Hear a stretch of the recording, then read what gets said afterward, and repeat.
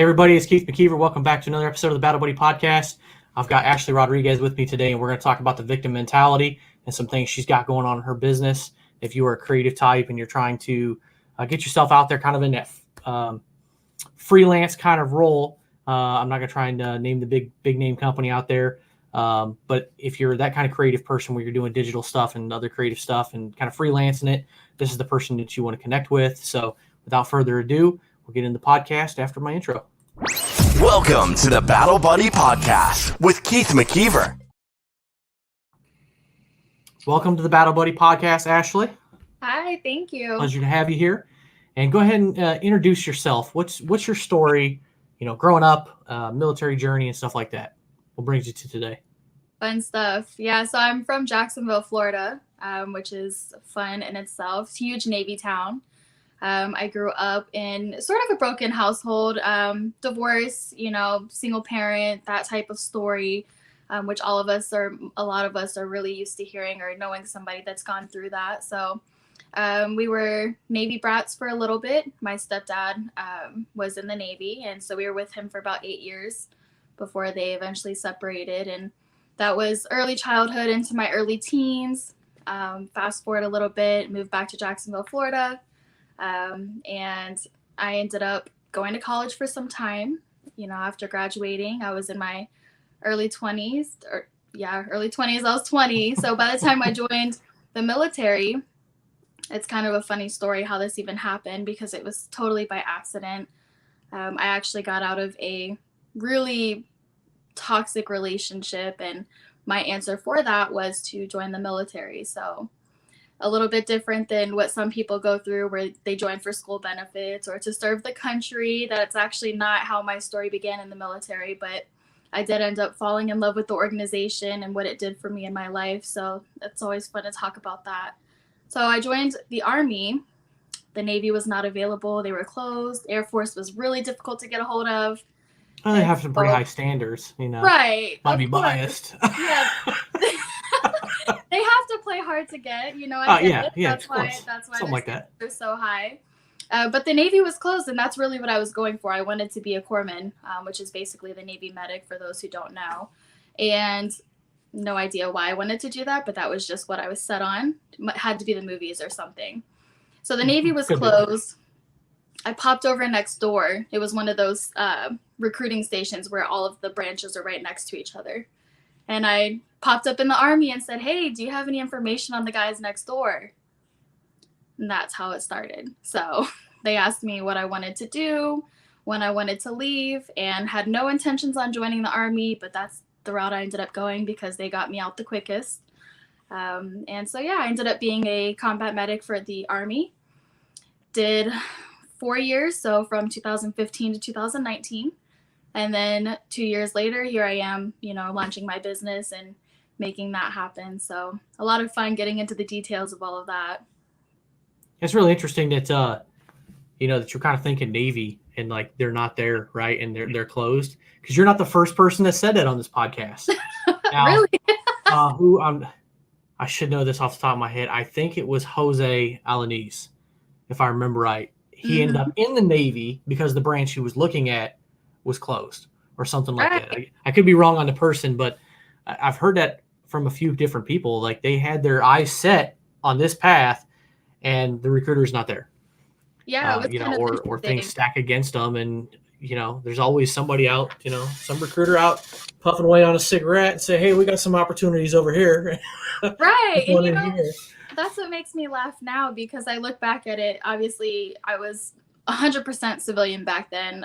Being raised as a military brat, I just didn't have the perspective of what it's like to actually be in the military. So now I look back and I laugh, knowing the jobs of the recruiters, knowing recruiters myself now that are friends of mine. And I'm just like, why did I think going over to the Army, they were going to give me information about the Navy? So it's funny stuff, but it led me to where I am today. And that's why I love talking about it because it was unexpected. It ended up way better than I ever could have imagined. Obviously, I met my husband and I have a family now and we're doing great things out here. So it was all worth it in the end, but it was totally unexpected.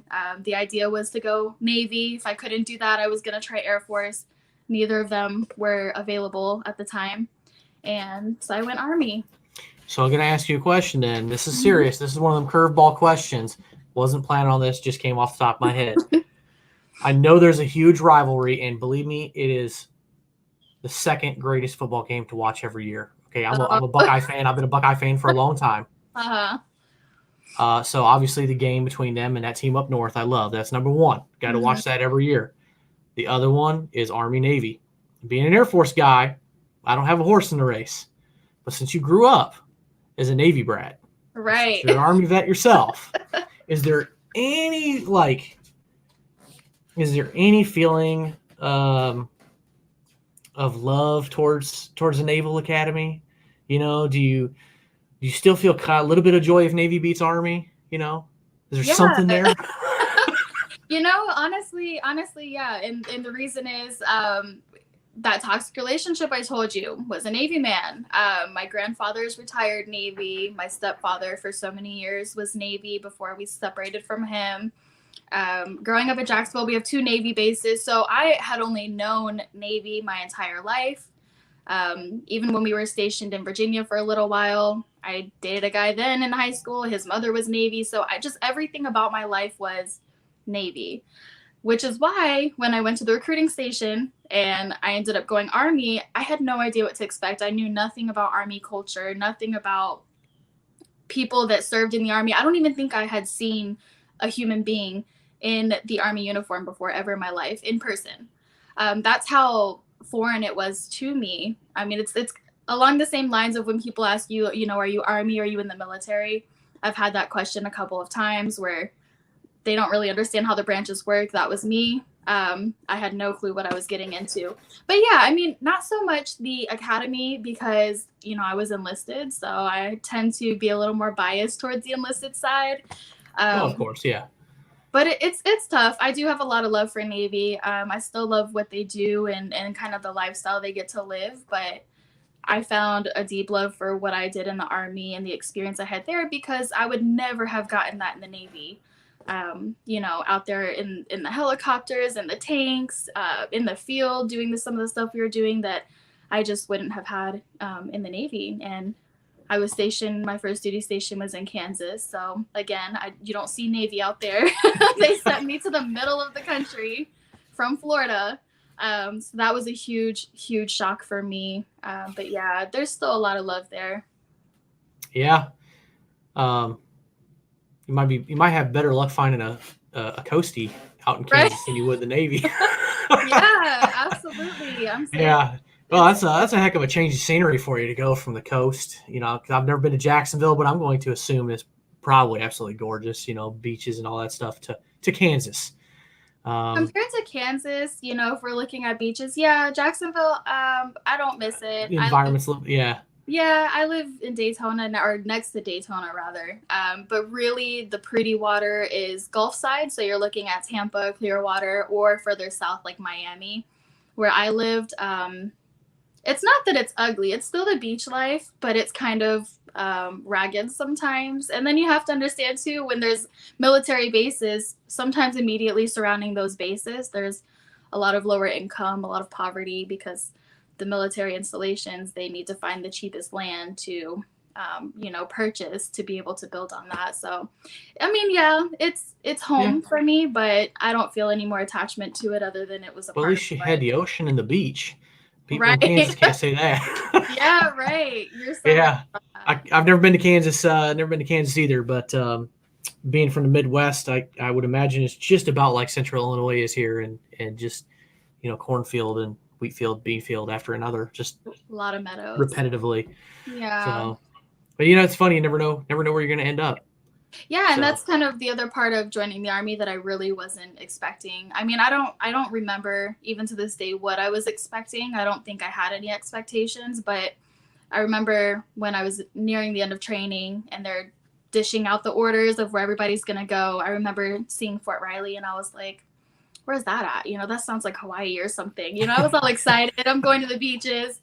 No, the only thing that popped up was Kansas. And I remember I searched it multiple times. Like, there has to be another base out there that has the same name. There's got to be something going on. But they sent me to Kansas, and that's where I spent 3 years out of the 4 years that I was in. So Army kind of catfished you with that name, Yeah. right? Yeah, they did. They sure Yeah. did. And I'll be honest, though, I thought I was going to hate it. It was actually a great experience for me, aside from some of the stuff that we're going to talk about that I went through. But the area itself wasn't that bad. I actually thought it was really beautiful because I had never seen just open fields like that. Not a lot of trees. I'm used to a lot of trees in Florida and no water. So, aside from the lakes that are there, but A culture shock in your own country. yeah, it was. It sure was. It opened my eyes a little bit. Yeah. I remember, it was a weird feeling because I was the same way when I got out of tech school. I had no idea where I was going to go. No clue. But being Air Force Security Forces, right, they're somebody at every single base. So literally the whole world was open. And I remember there was probably close to 100 people or so on our team, and everybody's getting these packets handed to them, except for about, I want to say it was like 6 or 8 of us. And we're all kind of looking around, and we're like, okay, those 20 are National Guard. They know where they're going. Everybody else is active duty, and they're all getting orders, and we're all kind of standing around like, what did we do wrong? Well, it turns out we all had the overseas orders. Oh, yeah, but So the rest of them ended up at nuke bases, and so I was the only one that went to Japan. A couple people went to England, one to Italy, a few different places. But it was just like the anticipation was building up. Like, okay, everybody's getting packets, and at the end, it's like not getting picked on the basketball team, and you're like, but wait a minute, right. I wasn't picked. Is there something I don't know? Is there some practical joke? Because you don't know how the system is, Right. And I mean, it turned out great. I was there half the time with TDYs and deployments, but yeah, that anticipation was something else. So. So let's get right into the questions here, because we're here to talk about victim mentality. So, Yeah. What do you see in your experience in life that really started getting you thinking about the victim mentality? Most definitely the 3 years that I went through in Kansas with certain types of leadership. I'm really excited to get into this because it's something I've grown to be passionate about. I didn't just off the bat become passionate about changing our mentality and communicating effectively and all of that until I did some reflection on what I was going through at the time. So for me, I think it was when I kind of hit a rock bottom. So we'll start from where I had the realization that I was going to do this and start changing my mindset. And then I'll go back and explain kind of what led up to that. But we were on a TCS deployment rotation to South Korea. So this was 2016. This was when it was pretty hot and heavy there. He was shooting off the missiles, just being angry, of course, doing his thing over there in North Korea. And he does every about 5 years.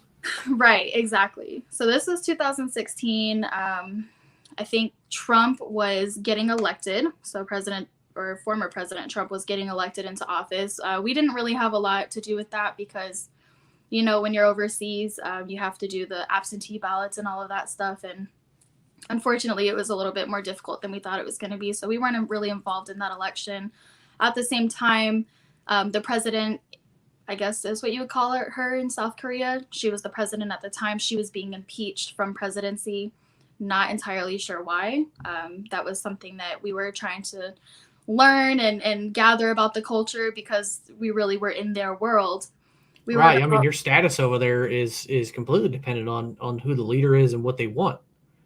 Well, and all that's the status of forces agreements and all those things. I mean, massive change in philosophy could massively change our military stance. Yeah, it was tough. So not only did we have North Korea going on, we were about 10 miles from the border. Not only was that going on, but we also had protests at the installation that we were seeing because it was the anniversary. I guess a child many years ago had gotten run over by a tank and passed away. And so there's a lot of protesters that every year around the same time, they protest us being there. So it can get violent. We're not allowed to leave the installation. They have been known to throw things, grab people, things like that. And they're not a violent people, which is, very interesting. They don't have guns. Even their police force, they don't carry guns. So it's technically a very safe place, which I found kind of surprising, how safe I felt there. But there was moments where, we're not wanted there, even though we're there to protect them. It was just kind of this really tricky situation where we're trying to protect them against this big bully, but then some of their people also don't want us there. There was an impeachment going on, so they were losing their leadership. There was just a lot of turmoil going on at that time, which kind of adds to the stressors that we were going through when we were trying to do training. But yeah, long story short, I had a breaking point when we were in South Korea. I had a complete mental breakdown. My husband was there with me, so you would think that I should be happy and, excited that we're going through this together. We're exploring South Korea together. And there was a lot of really great moments. But my daily working life was just so brutal for me, and just getting through the bullying that I was going through at the time. I requested to go inpatient. I was having suicidal thoughts, which is something that I hadn't gone through in many, many years. So that was a pretty shocking realization for me that, okay, I think I need some help. And Yeah, at least you were able to see that, and realize that you need some help. right. I don't think that's a lot. I mean, a lot of people can't. I don't think can do that. It's hard for some people anyway to realize where exactly they're at and when they need help. Yeah, and and it's so fortunate that I've gone through enough therapy. I mean, I started therapy fairly young because of the divorces that we went through as a family. My mom did what I think is the right thing and put us through therapy so that we could kind of talk through those things, figure it out as a family. And so that my therapy started from a young age because of coming from kind of a broken household, which was great because now that I'm at this point as an adult, I believe I was 22 at the time. Now that I was at that point, as a young adult, I kind of already knew this isn't normal for me. I'm under a lot of stress right now. There's a lot going on. I need some help because I just knew that wasn't normal for me. I had dealt with depression before, but the depression that I would go through was never accompanied with suicidal thoughts. It was always just a deep sadness. And it was always when I'm under an immense amount of pressure or stress. And so that's something else that I talk about a lot as well is the stigma around depression and around, mental health, that a lot of people see depression as this thing that we should hate and get rid of, and ew, it shouldn't be a part of us. Everybody is finding a way to wage this war against depression. And what I've found through going through therapy, doing a lot of self-reflection, is that depression is a very normal part of the human experience and that it can actually be used as a tool. So what I've found through the therapy and going through a lot of the programs that I've gone through, a lot of the schooling that I've gone through, I'm in a psychology degree right now, which is wonderful, is that depression doesn't have to be this ugly thing that we have to fight against. The suicidal ideations, absolutely, reach out for help. If you're there, reach out for help. If you know somebody that's there, help them, because that's where it can become dangerous. But just depression by itself, just that deep sadness, can be used as a tool. And so that is kind of the pivotal point that I went through when I realized I was having the suicidal ideations. I realized it was a step further than what I was comfortable with in myself, that I really was like, I need to reach out for help because it's the only way that I can get out of this. And what I found out was, because I felt stuck where I was at work, how the military works, you can't just put in a 2 weeks notice. You can't just request. I'm done. I'm out of here. Right. And you can't just request to leave and go to another unit, because there's a lot of logistics that goes into that, a lot of coordination that goes into that involves a lot of people.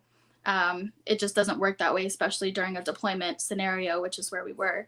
So I just felt stuck. I felt stuck. And I believe at the time that when I was having those suicidal thoughts, it's because I felt that there was no escape from what I was going through. And so our brains do this thing where it's like, okay, well, that's a way out. And so that's what people are constantly fighting against when they're having those suicidal thoughts. And you can see this in any interview of people that have gone through this or attempted it. Almost always, it's not that they actually want to die. It's just that they want a way out. They're looking for a way to escape the situation that they're in. Yeah, it's the only option that's left. The only one that Right. seems rational in your mind at the time. That, in your case, you are stuck. There's nowhere you can go, and without some sort of intervention, that's, that could be the only way out. Unfortunately, and that's unfortunately part of the military culture that a lot of things need to change in the prevention aspect of that. But that's that could go into a soapbox.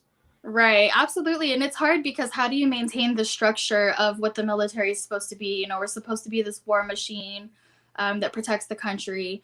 And there absolutely has to be a structure in place, like the one that's in place for war scenarios.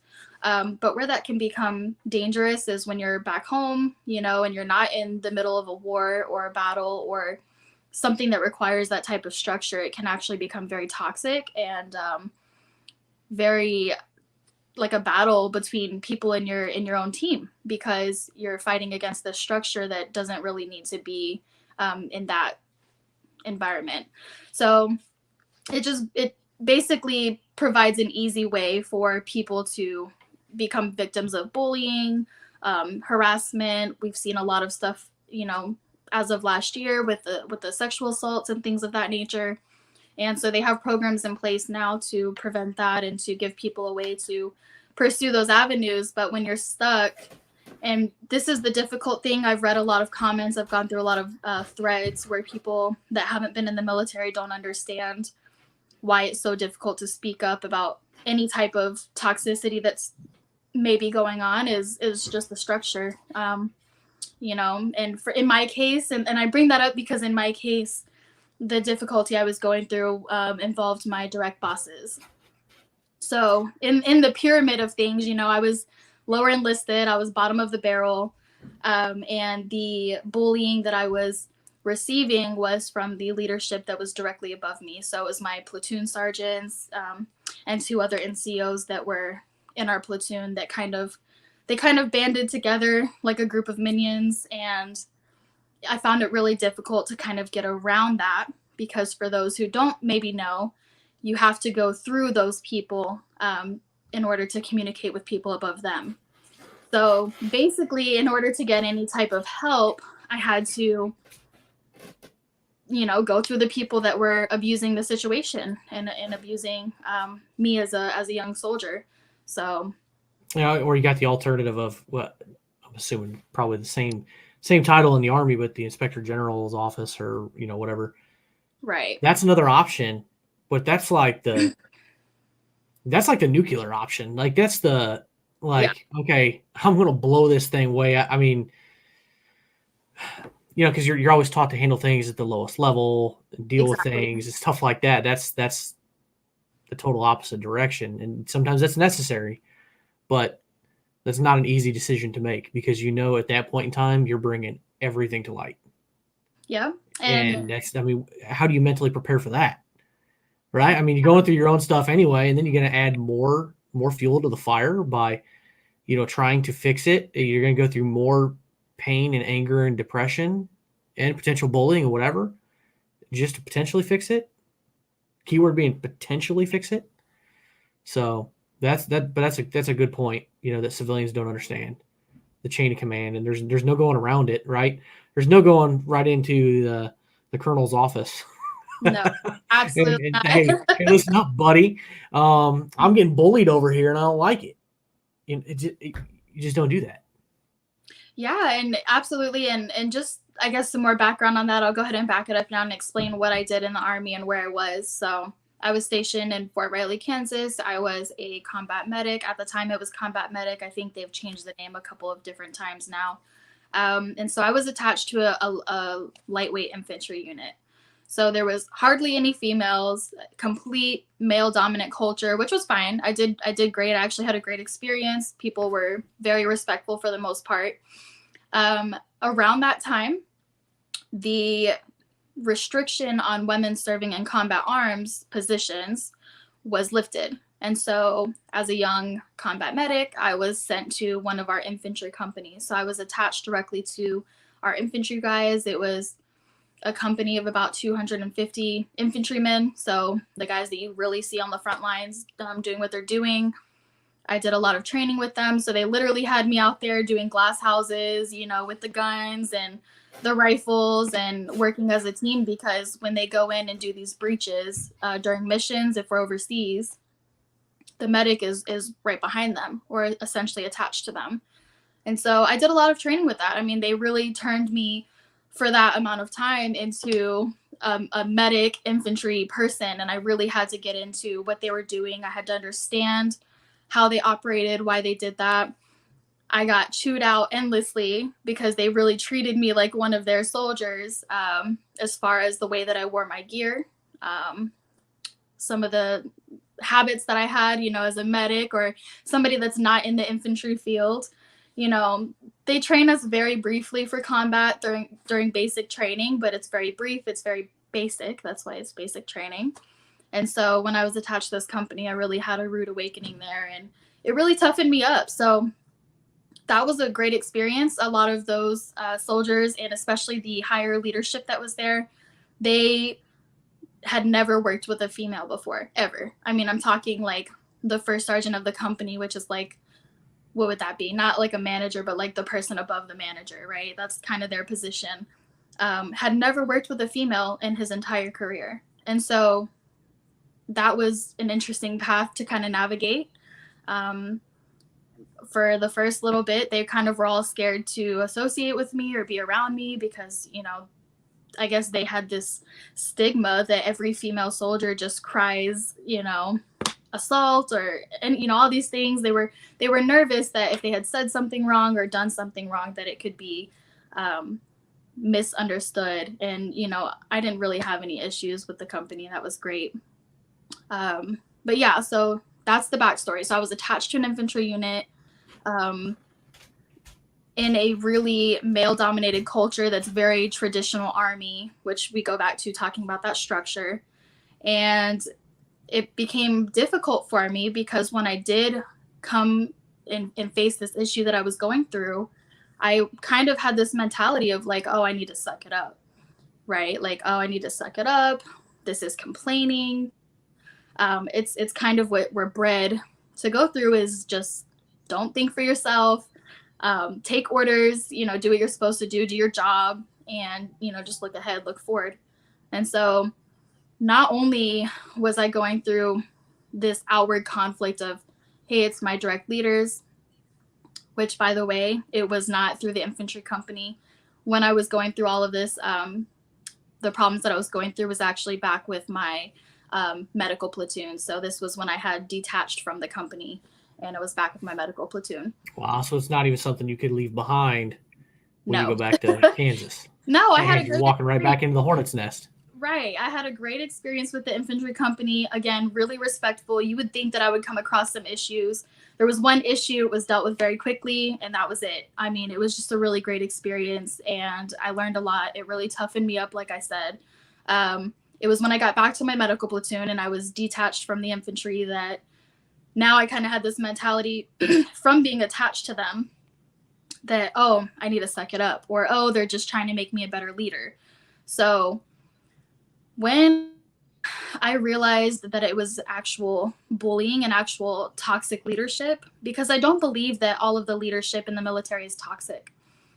I believe that it is a mixture of miscommunication and traditional structure that might make it seem toxic, but in reality, a toxic leader is somebody that's defined that has malicious intentions towards you, that is seeking out to destroy your career or destroy your reputation or cause some type of emotional or physical harm to you. That is a toxic leader, and they use their position to do so. Not all of the leaders are toxic. Some of them are just misinformed, miscommunicating. They don't know how to be leaders because the way that the military works, people get leadership positions very, very quickly sometimes. And so they're just not trained appropriately. It becomes this perpetual do what I say type mantra. So it took me about 3 years under this direct leadership for me to realize that it was actual toxicity and that it was actually abusive. And very similar to a bad relationship, right? So people get into relationships and don't realize that they're being abused or mistreated or that it's a toxic situation until they look back and it's been years and they're like, man, I need to get out of this. This is not good for me. So again, now we fast forwarded. I'm no longer attached to the infantry. I'm back with my medical platoon. And we're in Korea. And yeah, that's when I had my mental breakdown. And it still took me several months to detach from that. And I can even go into detail about some of the scenarios that I was going through and how I kind of got through that. But it was that 3-year long realization at that 3-year mark that I was like, oh my goodness, like this is actually abusive. And how long have I been doing this and not realizing it, and look at what it's done to my mental health. Yeah, there's a lot of toxic leadership, and I think you hit on just about every single cause of it.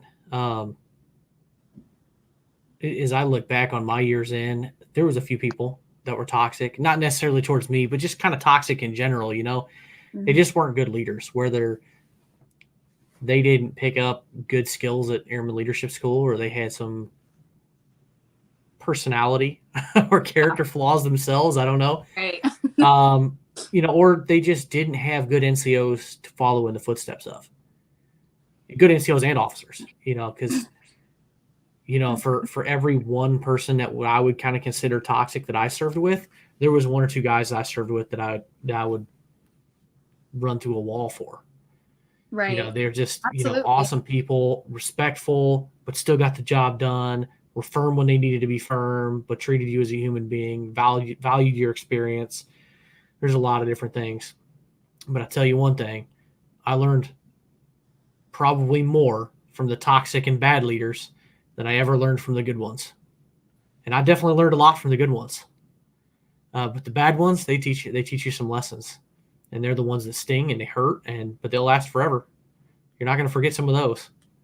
So 100%. I Yep. agree with you. Yeah, I mean, honestly, I hate what I went through in a lot of ways, because I just feel like, oh man, I could have had such a better time. You know what I mean? I could have done so much more. I could have enjoyed my training more, enjoyed my colleagues more, or my, battle buddy podcast. Yeah. So, Nice play.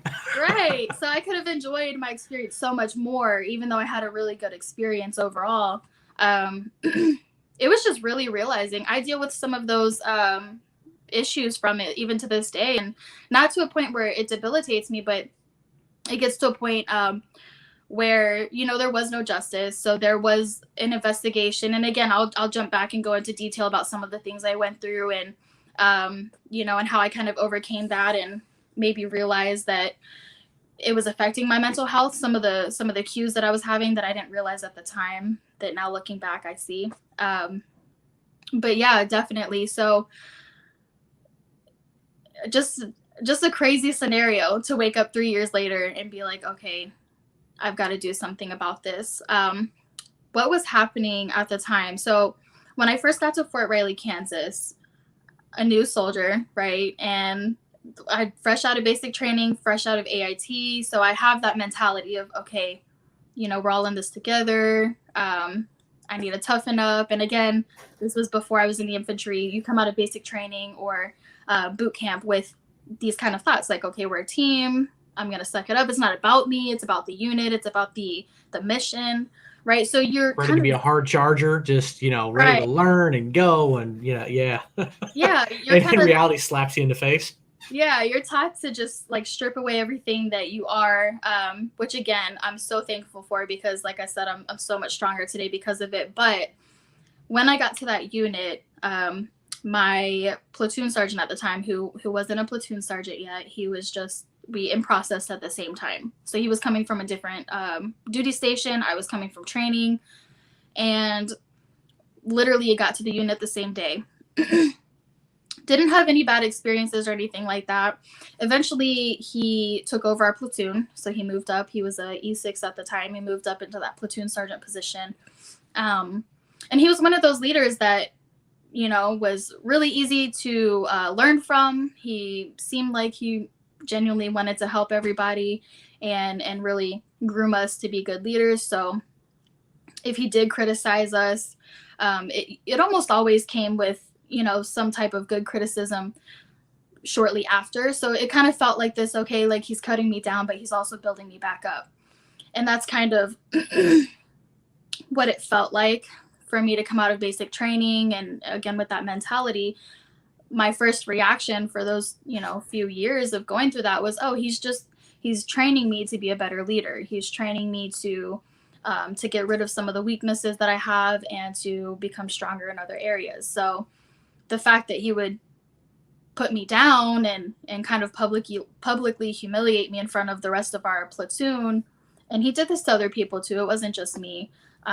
Just towards the end, I got it the worst, and that's going to be really fun to talk about. But but this whole cut you down and build you back up mentality is what I thought we were supposed to be experiencing, right? Because that's how basic training. Well, that's what you're used to. But yeah, exactly. Basic training, right? That's the goal there. But after that, the goal should be to just build you up, right? Improve upon your skills. Absolutely. And I agree with you. And so as a young soldier, naive, I just thought, oh, well, this is how the Army is. This is how it's going to be. I just need to get used to it. So that was fine. Whatever. No big deal. It didn't hurt my feelings at that time.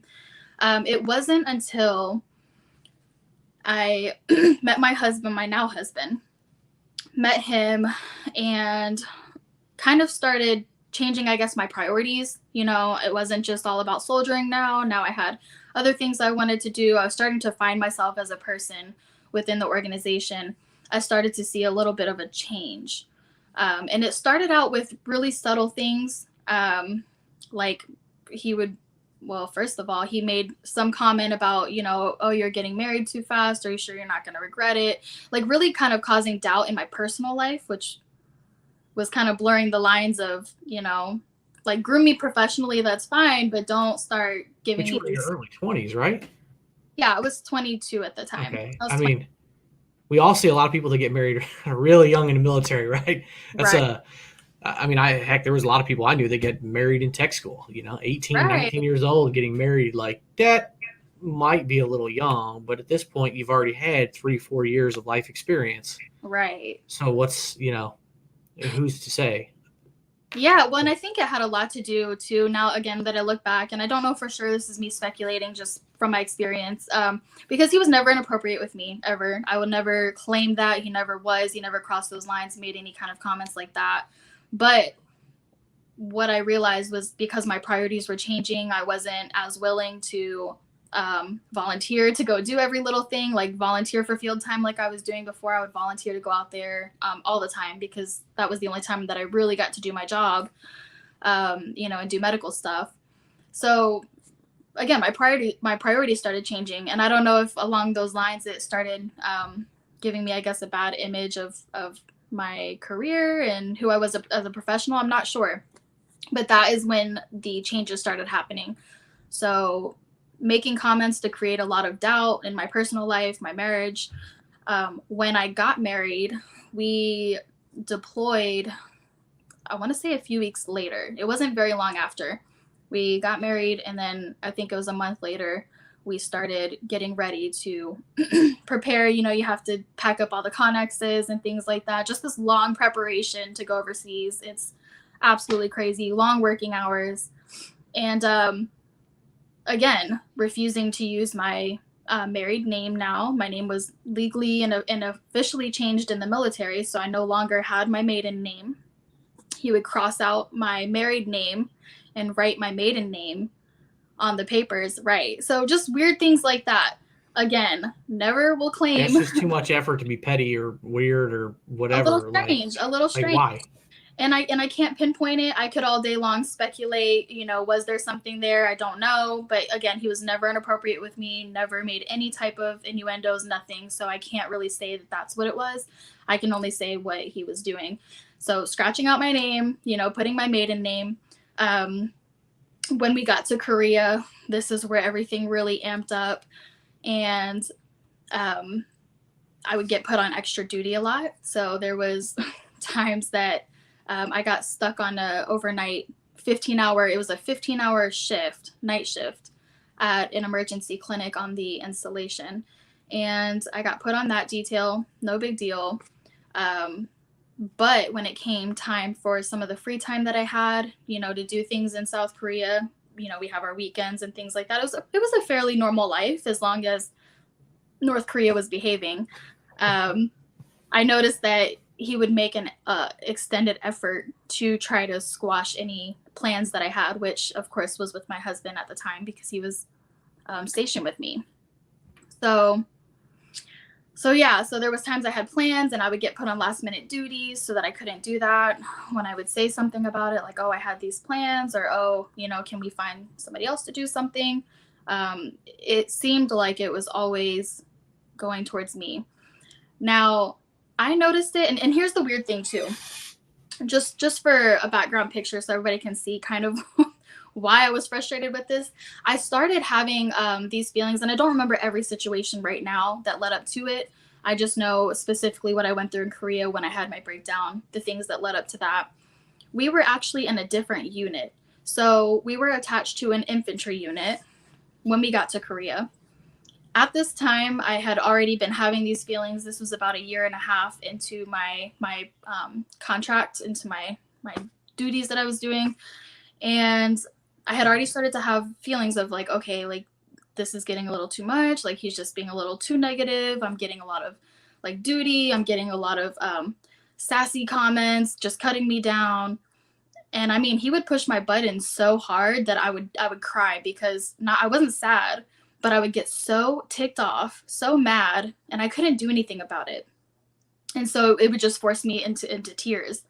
And he did it all the time, like just pushing my buttons, talking about my work as if I was just like this horrible person. But then I would get put on a lot of duties because I was really responsible. I never got in trouble, was never late to work. I was a really hard worker. I still am because I'm really big on my reputation. And that's one thing in the military is your reputation and what's perceived as reality. And so I always tried really hard to make sure that there was no question about my work ethic and what I did. But I think because I was so hard on myself and he knew that, he would kind of pick at that. So a year and a half in, we just get to Korea. We're in the same unit. He's my platoon sergeant. I was very fortunate enough that my husband's unit put in a request for me to get switched over there. They gave us the choice. Do you want to stay separate and get the separation pay, or do you want to be closer together? Because we were about 3 hours apart in South Korea. And so, of course, we chose, yeah, we'll be closer together. That way we'll get to experience this together. No big deal. Kind of a no-brainer. Right. And no, people don't get that opportunity.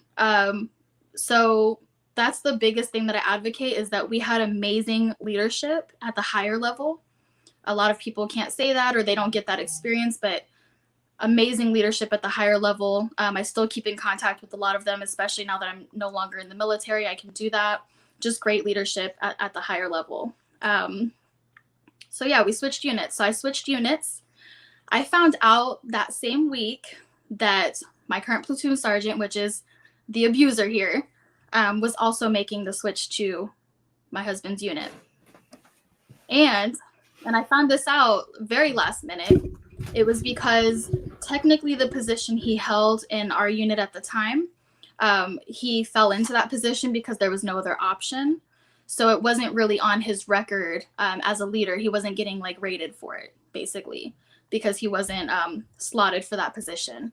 So in switching to this new unit, he was being awarded that position as a platoon sergeant. It was going to go on his record and be a part of his career, so career progression. And so we made the switch. Same day, we're in the van together, going to our new units. And here I am, I've had such an amazing opportunity to be stationed with my husband in his unit. Why on earth would I then go and complain about being stuck with this guy, as my platoon sergeant? I felt at the time, the best way I can put it was that I had a really awesome opportunity to move units, to be closer to my husband. They had great leadership in this unit as well. So I'm just not going to complain about what I'm dealing with this guy. Oh, plus you're close to your husband, right? So you got some support structure nearby, and exactly. Yeah, I mean, but how do you start complaining the moment you get there? That's exactly. It doesn't look good. It doesn't set the stage well. No, absolutely not. And at this point, they had, great expectations of me. And again, everybody that was immediately surrounding me had good things to say about what I was doing and how I worked. So that was, a big reason for them advocating for us to switch, because again, this is not something that happens. They typically don't want spouses in a unit together. But they really made that push for us, and it ended up being great. So of course, so when people say, Ashley, why didn't you speak up? Why didn't you say something sooner? Why didn't you make a report? That was kind of like a reset button when I got to that new unit. I didn't know he was going to be switching as well. I did not know that he was going to be my platoon sergeant for the next, year and a half that I was in that unit, because we switched at the same time. And there's things that happen when you're in a military culture that you have to decide, okay, is this situation big enough for me to make ripples in what's going on around me? Is it big enough for me to shine a spotlight on me, my reputation, for people to make their own opinions about what's going on? And with it being a new unit, I just felt like it wasn't a big deal for me to come in and make a scene. I just didn't want to do that. And so I kept my mouth shut. I kept quiet. I had the support of my husband. I dealt with my leader during the day, but then once I, went back to the barracks or did my own thing, I was gone. And so that was kind of my way of getting through that. And so yeah, that's kind of the story on how I got stuck with him and why I felt like I couldn't speak up earlier than the 3-year mark. Do you think, well, I know when I was in, I didn't have any situations where I needed to speak up. And I feel like maybe if those were, it might not have been too hard. But I know, having been in security forces, right, we had lots of women in the unit. But I'm obviously very familiar as a podcaster and a veteran of a lot of the things that women have to go through. Toxic leadership, and a lot of women have military sexual traumas and a lot of other things. There was misconceptions in a lot of the units I was in that women, the good-looking women got the back office job. They got the easy jobs, and favoritism and all those different things. Do you think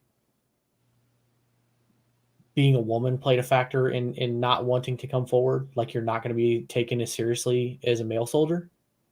Absolutely, for sure. That's a huge factor.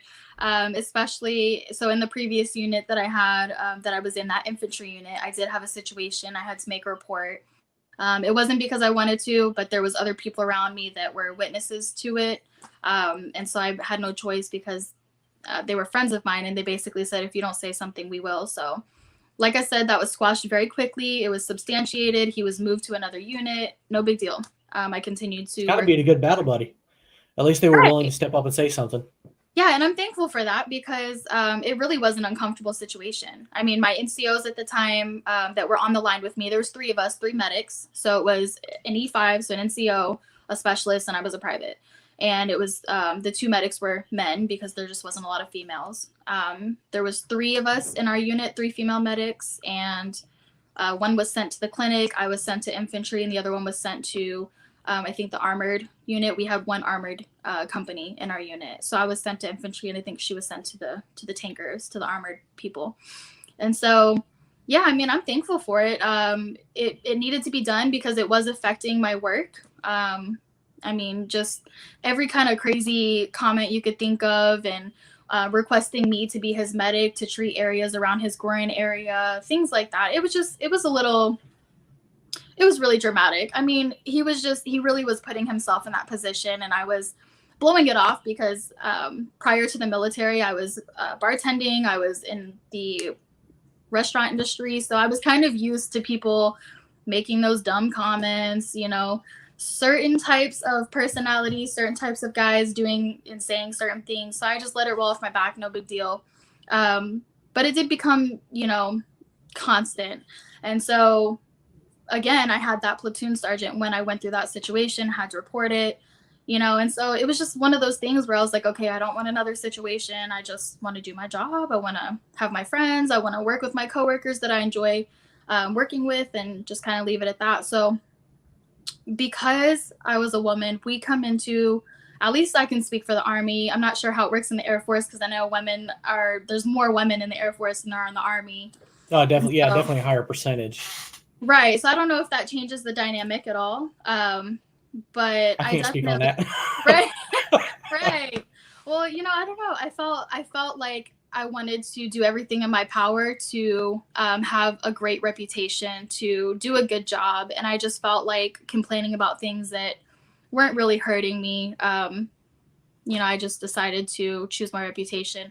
And that's kind of a big part of the book that I'm writing. I've been working on this book now for 2 years to tell this story of kind of what we're talking about. So in the book, it'll be a lot cleaner. It'll be, the timeline will make more sense. But definitely, being a woman, I think I had to choose between what do I want my reputation to look like. What people don't realize when you're in the military is it's not like you go to work and you go home and that's it. If you're married and have kids, it can kind of be like that when you're at home station and not deployed. But we were in a deployment situation. So the people you work with are the people you live with. They're the people that you associate with. There's no, hey, I'm going to go hang out with my friends from back home. Hey, I'm going to go hang out with my college buddies. There's none of that. There's no So, clocking out after 8 hours and being done. not at You got all. nobody else to hang out with. That's like Right. you, and that's where you either develop big bonds or you have situations like that where, Right. that causes issues that you just cannot get away from. Right. And if you think about it, I mean, and people are shocked to hear about this, but just like there's crappy people in the real world, in the civilian world, there's crappy people in uniform. I mean, they don't weed those people out. So it does create this weird situation of what I do and what I say at work will have an effect on my off time. It will have an effect on who I'm hanging out with. And again, this person was my leader. So they have direct access to all of my peers, all of my colleagues, all of the NCOs that are around me. And so the key turning point for me going through this situation, when I had that real like uh-oh switch, like this is not a good situation, I need to get out of this, and I started having that mental breakdown, was when everybody else in the platoon started seeing it. It kind of became a joke, which now looking back, we can laugh, haha, it's funny.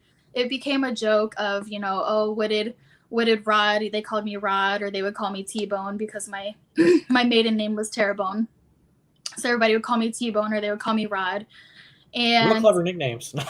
right, yeah. We tried real hard I on love those, it. didn't they? I love it. Nobody ever called me Ashley, right? Until, I was back out here. I kind of prefer the nicknames. And so now I just, when I introduce online, I just say Ash and I just keep it real short and sweet. But yeah, so that was my switch, was everybody around me started realizing it and realizing that, okay, it wasn't a thing anymore where everybody was getting treated like this. I kind of felt like I was being pinpointed, but I thought, okay, am I just going crazy? Am I being dramatic? What's going on? So when people, including NCOs, started validating this, hey T-Bone, he's really coming after you. What did you do? Like, what's going on?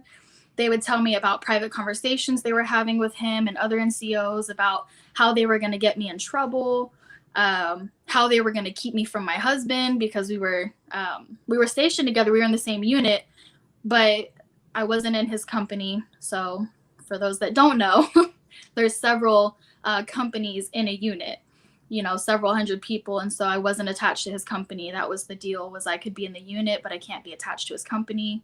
So he lived a mile away from me.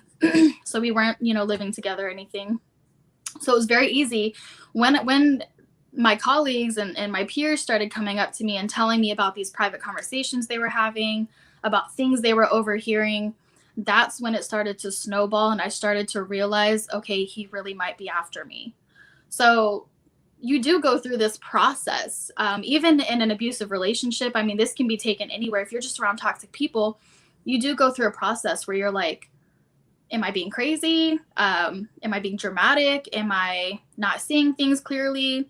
And so it does take the people around you. And thankfully, I had a great team around me. It does take people around you that kind of help highlight, hey, you're not crazy. Hey, this is what's going on. This is what we're seeing. And I had a few NCOs that were in there, not the ones that were part of the abuse, but a couple of others that were kind of the outsiders, because they didn't tolerate that stuff. And they were the good ones. They were the good leaders that we talk about, the ones that really got in and worked with us, really took care of us, really The cared ones about who us. earned the title of an NCO. Right, absolutely. And they were the ones to kind of protect me and keep me out of this severe trouble that, you know, they were trying to make for us. So the way the Army works now is everything is on paper. If they can establish a pattern of behavior on paper, then they can recommend you for these articles that will cause you to lose rank or cause you to be kicked out of the military. And what my platoon sergeant at the time was doing was trying to establish some pattern of insubordination that didn't exist. And I had several people on my behalf to vouch for that. And so I never got in trouble because there just was no proof to the pudding. But every single day, and I kid you not, this is why it became a joke in the platoon, because it was so painfully obvious. And unfortunately, I felt that it was difficult to speak up. So if I felt that and I was the one going through it, imagine how everybody else feels seeing it. They feel like they can't speak up because it's not really happening to them. So it becomes this tricky situation of, we see what's happening, we know it's wrong, but we also can't speak up because we're going to rock the boat. And so it was a really tough situation. We had a big meeting, all of us outsiders, right? We had a big meeting. It was 2 of our NCOs and the rest of us were lower enlisted. And we had a huge meeting with our upper leaders. So we bypassed this leader, went straight to our first sergeant, requested a meeting, and basically told him what was going on. They launched some sort of an investigation. I think he had some type of reprimand, but it didn't, it was like a tiny slap on the wrist. It wasn't really anything crazy. Other people had their own stories of what they were dealing with him. So it wasn't like it was a meeting about me or anything like that. It was just in general, like, this is not a good leader. And we were highlighting that as a team. Again, nothing really happened. And it wasn't that we had a bad first sergeant. He was brand new to the unit. He had just come in. So there was a lot of things that he was dealing with, and Had a lot of blinders on too. I mean, if he's new, he doesn't have those relationships. Really, maybe hasn't talked to people, felt things out, have a good thumb on the pulse. Right, absolutely. And so it's very difficult sometimes to explain the structure because you would think like, oh, once you tell him he could do something, there's a lot of social politics that are involved, like you said, those relationships that affect how something is handled. Technically, he was teetering the line. I mean, he wasn't really doing anything wrong. Whether it was malicious or not, one can debate. And that's how we felt it was happening. But he wasn't technically breaking any regulations. And this is something that I will always admit. What I learned the most from him was to know your regulations, know your rules, know what's written in stone so that you can either abide by it or use it, in whatever circumstance you find yourself in. And so that actually is what helped me stay above what he was trying to do. Was I learned that from him. I learned my regulations, I learned the rules. And so each time he tried to come at me with something, some type of paperwork, some type of made up scenario, I had something to kind of counteract it and be like, well, look, that's not really what it was, or, to protect myself. And so that's a big thing that I teach as well when I was doing the coaching, is how to protect yourself in these situations in a professional way. That's something that I learned from that situation. So like we talked about, a little bit ago, there's a lot that we learned from these leaders that even though it's a hard situation and there was a brief period where I wanted to escape and that did result in suicidal thoughts briefly, I really learned to protect myself, and I really learned what I could advocate for coming out of that situation. So long story short, I was still under his leadership the rest of the time we were in Korea. Some of what this looked like was, I'm trying to figure out the best way to explain it. So every day I was coming in and I would have a piece of paper. This piece of paper said something that I had done that I had to sign. And it was tiny things. It was so tiny. Like, I failed to tell somebody that I was going to be doing this or whatever. And it didn't make any sense because I always communicated with my direct NCO, my E5 that I had. And he always protected me. He was a great leader. He would tell me, Rod, I have another piece of paper for you. you can put that you disagree, you can put your case on there, sign it, whatever the case is. He really became a huge block for me and protecting me against him. And so it got to the point where thankfully I didn't even have to really talk to, my platoon sergeant anymore. I would just deal with my NCO, and he would tell my NCO things like, "Oh, don't be alone with her because she'll lie about you and get you in trouble." It was just really manipulative, and it was lies, absolute lies. And so it just became so toxic because he was trying. It reminds me of this quote that I didn't notice at the time, but it reminds me of this quote that I see today where it says, like a controlling person or a narcissistic person, if they can't control you, they'll try to control how others see you. I don't know if you've heard that quote. I think I've heard something like that. Yeah. Right. So it was just like that. So because I was using the regulations to protect myself, and getting out of the trouble that he was trying to create, he was trying to then change how people saw me and lie about things and say these things. And so that was the whole battle I was going through, was fighting these accusations, trying to get my colleagues to step up with me and be like, "Hey, let's fight against this." One of the situations that I can say I went through is I came off of that night shift that I had, exhausted, 15 hours overnight. I actually was barely brand new pregnant with my daughter. This was towards the very end of our rotation. And so we were all about to pack up and go home in, I think, a month or so. We were done with all of our training. We were just waiting to get replaced at that point. And I came off of a shift. I went into the clinic. I had to get a checkup done, had to do my urine samples, all that basic stuff that you have when you have pregnancies. And the NCO that runs the clinic was one of the NCOs that was an accessory to what this platoon sergeant was doing. So there was the platoon sergeant, and there was two other NCOs to his left and to his right that were accessories and helping him do this and creating these really difficult situations for me. And what ended up happening was I sat there all morning. It was about 2 hours, sat there in the clinic. All of the walk-ins for the morning walk-ins, there's a period of time where you can get seen as a walk-in before the appointments start. And they just let me sit there. They let me sit there, didn't send me back to the doctor, didn't even tell him that I was there. I found out later on that he didn't even know I was there. And so I guess that was kind of a like ha-ha moment for them. They had this power over me that, they were going to get in the way of my medical care. And so I ended up signing out. I let the corporal know, he was a friend of mine, that I was going to go get some sleep. No big deal. I'll try again tomorrow. Turned into this whole situation where that NCO told my platoon sergeant called my NCO. So here I am just trying to go to my room and go to sleep at this point because I haven't slept all night, brand new pregnant, I'm exhausted. And they ordered for me to go back to the clinic because it was disrespectful that I left. Even though the appointments were being seen at this point, I wasn't going to be able to get in. No big deal, right? I signed out. I let them know I was leaving. I mean, I wasn't trying to create any problems here. And I get back to the clinic. The NCO looks at me and he goes, "Can I help you?" Like he didn't know why I was there. He did. He knew why I was there. He just was being petty. And so I was like, "Oh, so-and-so, Andrew." I use first names now because I'm not going to give rank or last names if I don't have to yet. But yeah, I was like, "Oh, so-and-so, Andrew sent me back here and told me that I needed to come get seen because it was disrespectful that I left." It was disrespectful to the doctor, apparently, that I left, even though he didn't know I was there. Okay. So, and this is what these situations looked like. And this happened over and over and over again with different situations. The next day, I come into work.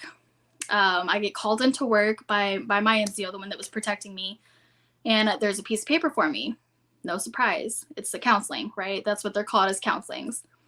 And in this counseling, it said that the action I needed to take was to apologize to the doctor for leaving and wasting his time, and that it was insubordination, because I left and I left my place of duty.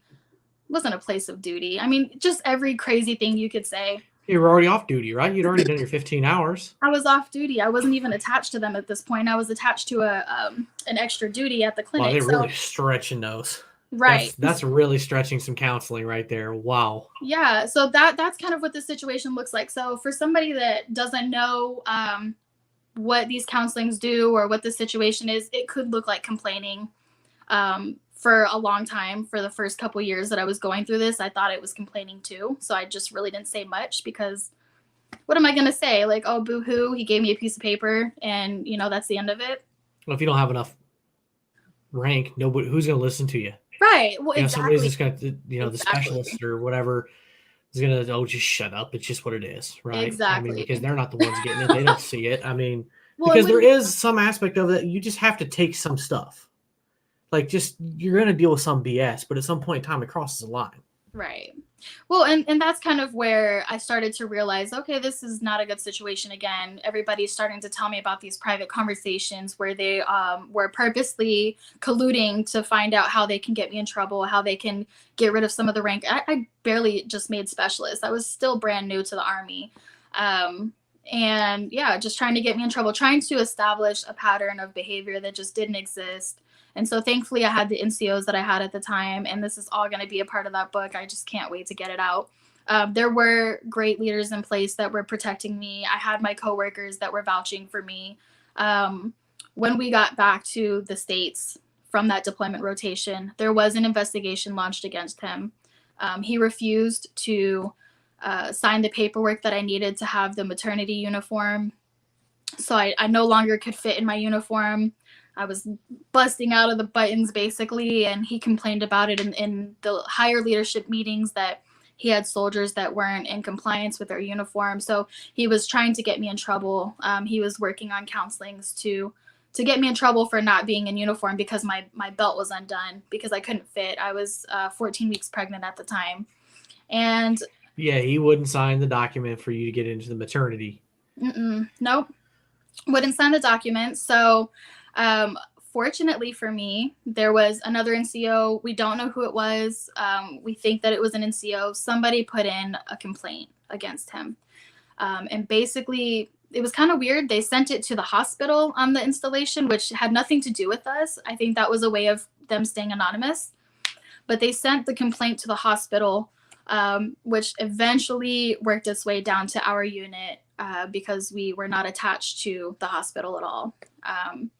Eventually worked its way back down to our unit. And essentially what the complaint was saying is that there was a pregnant soldier. There was two of us actually that they were doing this to. It was me and one of my coworkers.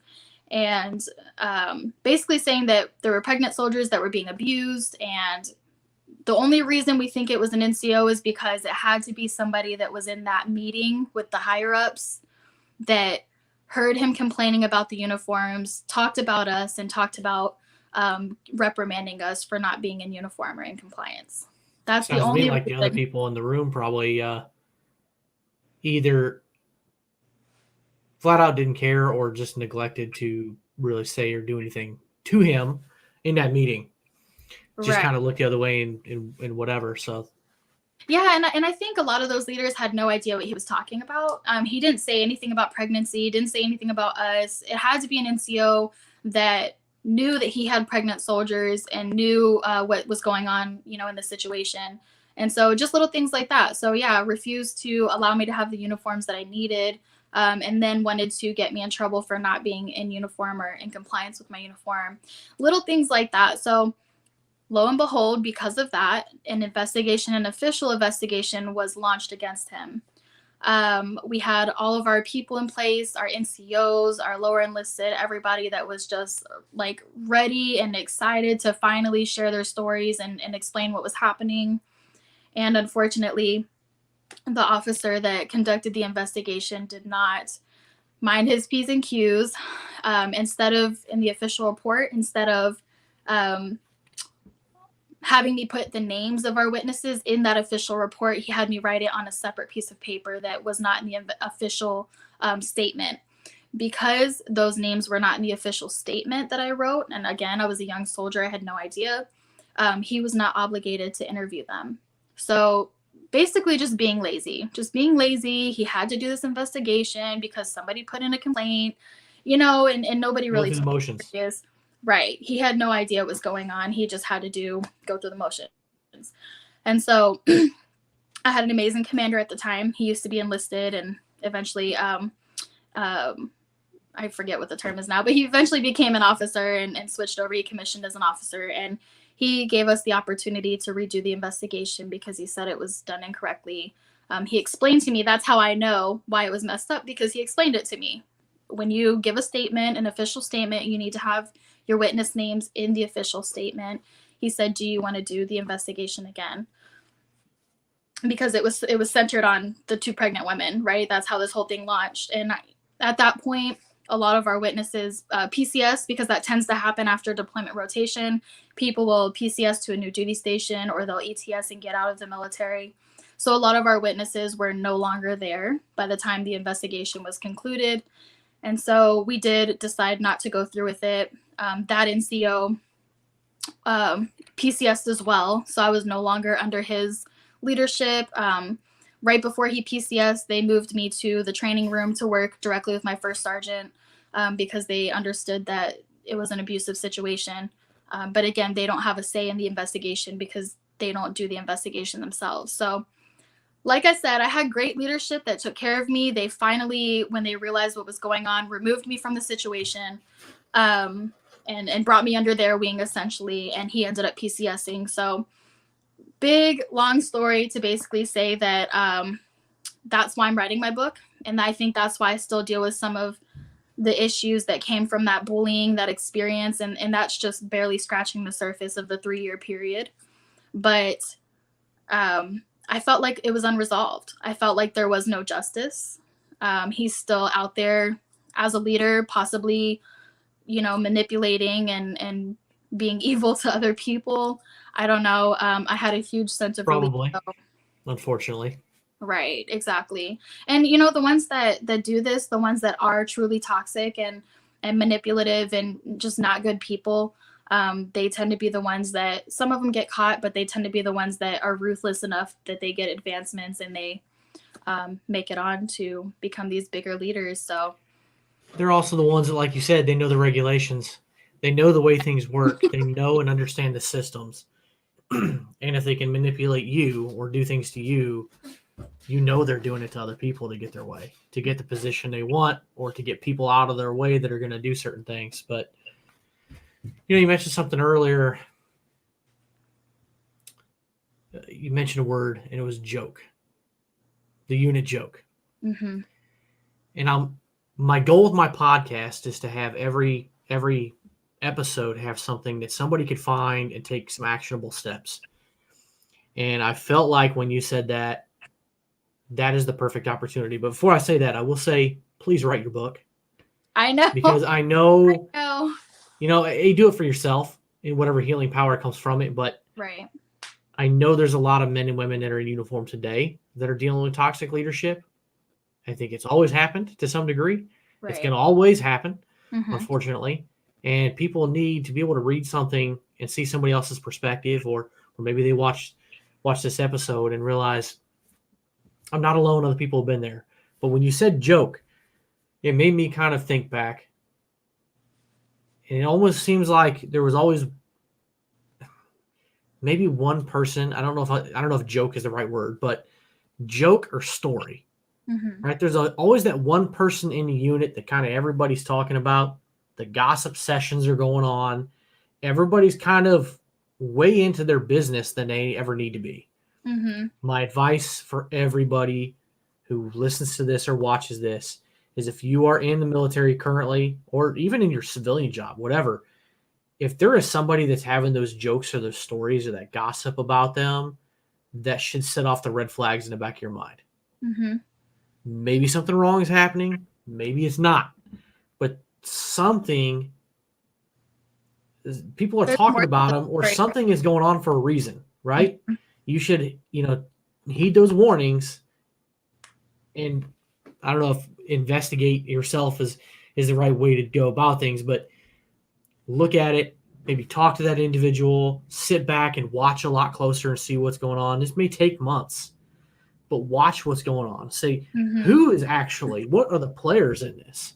Is it just 3 people that are doing it, or is everybody talking about it? Does, like you said, is there a malicious intent, right? You should at least start gathering that picture in your mind, and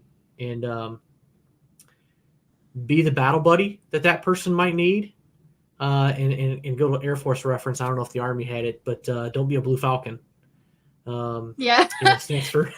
I know. Everybody will probably get what I'm talking about, right? Don't be the Blue Falcon. Be Uh-huh. the battle buddy. Mm-hmm. So just pay attention to those red flags, because that was my original thought. I'm like, whether it was good or bad, there's always somebody being talked about in the unit. So the question is why?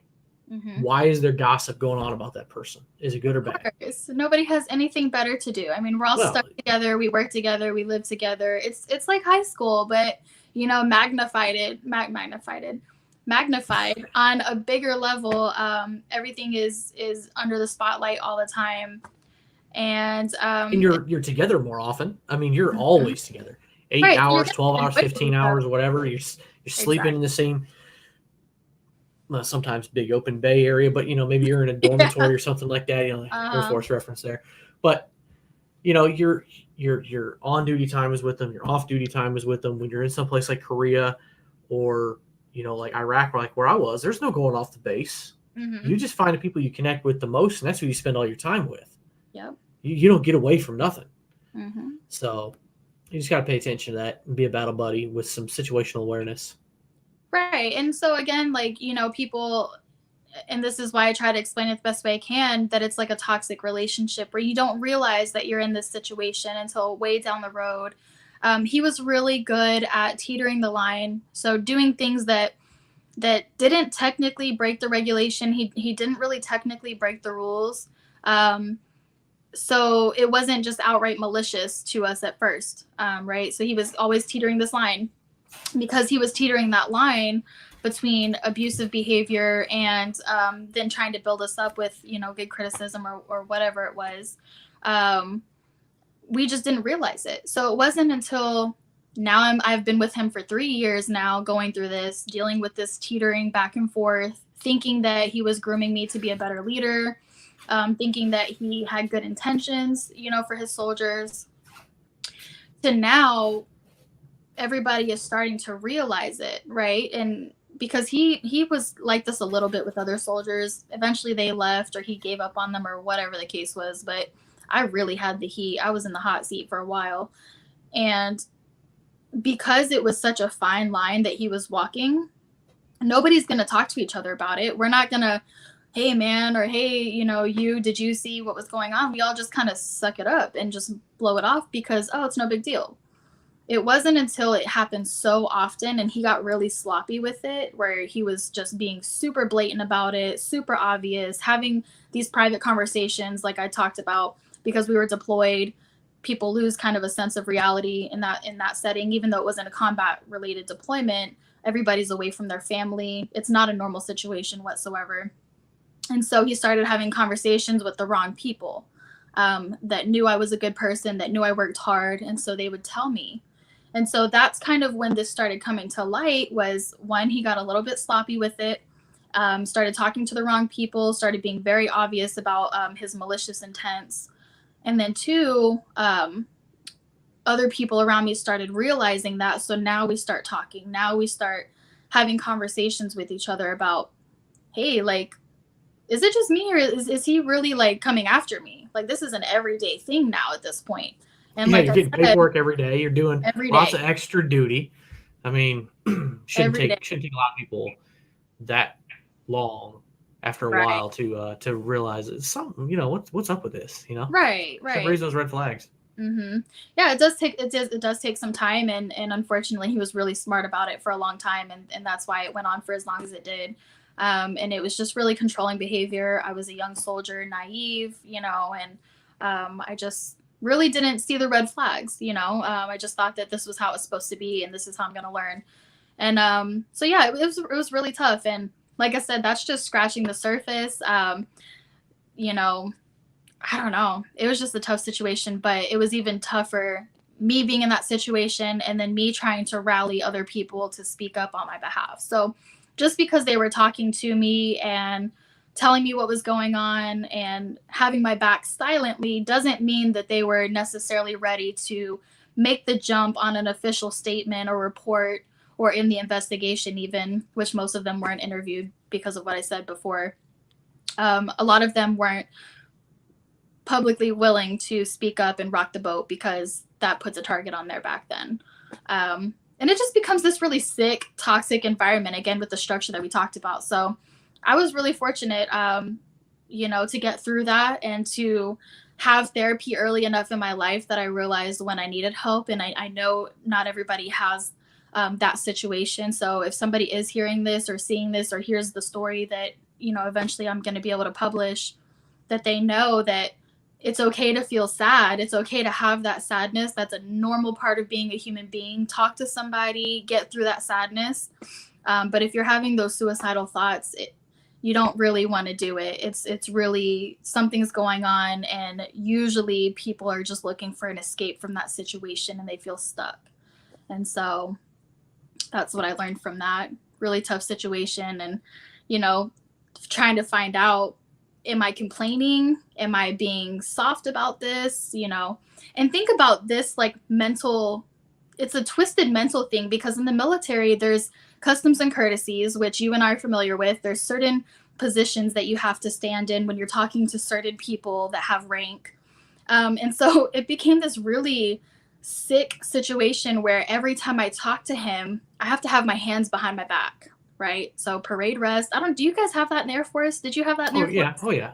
Okay. I'm not sure how much of that is similar, like the customs. No, I think it's similar across all. Yeah. Okay. So every time I talked to this individual that was coming after me, trying to ruin my career, saying really horrible things to me, trying to get into my personal life and cause doubt there. Every time I talk to this individual, I have to stand with my hands behind my back and address him with respect, which I always did, because like I said, I wasn't going to be that person. And that's why I would end up in tears by the time I would leave these meetings, because I wanted to make sure that even if he was doing wrong, that I was doing what I could to stay in my lane and do the right thing. That way nobody could question what I was doing. It just became this sick thing where I know this person is mistreating me. I know this person is looking for ways to ruin my life right now. And I have to stand here and talk to him with my hands behind my back. And it just became this very twisted scenario where I just felt powerless, completely powerless. It's crazy, but it goes back to that structure we were talking about, that it creates a scenario when you're at home and not in war. It creates this toxic scenario for if a leader becomes a leader and takes a position of leadership and they're toxic or they're just not a good person, it can become very easy to abuse that system. But eventually you got to a point you realized what was going on. Right. And, at that point in time, you realized, you'd been a victim of this bullying and whatever other words you could use to describe it for all these years, and you had an opportunity to kind of tell your story, your statement, stuff like that. So I guess a word like this, what would be your advice to somebody, when they get that, to push through, to have the right mentality, to not be a victim anymore, to go tell their story, go do whatever? What would you tell them to push them to go make their, attempt to make their situation better? We know one, can't always fix the situation, but. Yeah, this is my favorite part about this and what I learned from the situation. So there's two things. I learned how to protect myself. So one, you want to protect yourself as much as you can. What I started doing was, if you're in a situation you can't get out of, this is civilian world or military, it doesn't matter, all across the board, you want to find ways to protect yourself. So what I did was, because I couldn't leave the situation, I couldn't put in my 2 weeks notice. There's some people in the civilian world that feel like they can't leave because they have a family they have to provide for. They don't want to leave their job. Take a notepad. This is what I started doing. And this is where he really turned up the heat on me, because he realized what I was doing. It got to the point where I had a notepad. And anytime a situation happened that I felt was mistreatment, not a good situation, something that could come up later, when I started realizing these behaviors, I would pull out my notepad. I would write what he was doing, what was being said, who was around, so witnesses, the date of when it happened. And there was some times where we would be in these meetings with him, myself, and my NCO, and I would pull out my notepad right then and there and write it down real quick. put it back in my pocket, go back to the position of parade rest with my hands behind my back. And I started doing that on purpose so that I was still being respectful, but I was also documenting what was going on.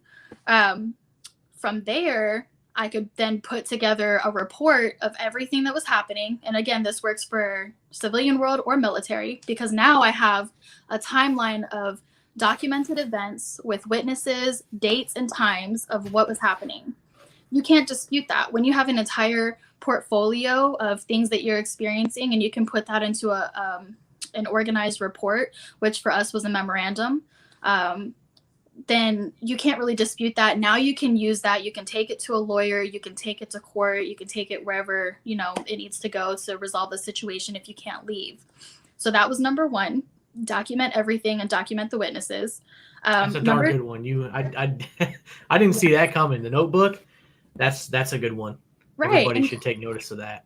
Yes. So if you feel like you are stuck and you cannot document everything, and this doesn't even have to go for professional. I mean, this can go for personal life, anything, because now you have a documented timeline of events that happened, witnesses that were there, because you're not going to remember everything. And I thought I would. I thought I would remember everything. I didn't start doing this until like way the end of our career rotation, right, is when I finally started doing this, writing everything down.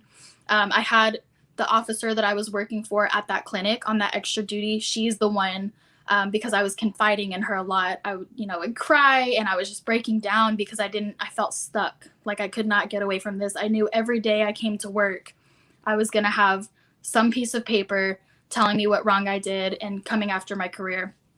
And she's the one that suggested I start doing this. So that's what I learned from that. So protect yourself. Number two, to change my victim mentality that I had, because I did get to a point there where I was like, why me? Like, why, when I finally had the opportunity to switch units, he switched with me, and he didn't do that on purpose. It just so happened to be how that worked out. It was just a really ironic situation. So I did for a period of time have that why me mentality. I went to see the chaplain, I was all over the place just trying to like grab every stone I could to get some mental toughness there. And it was really hard.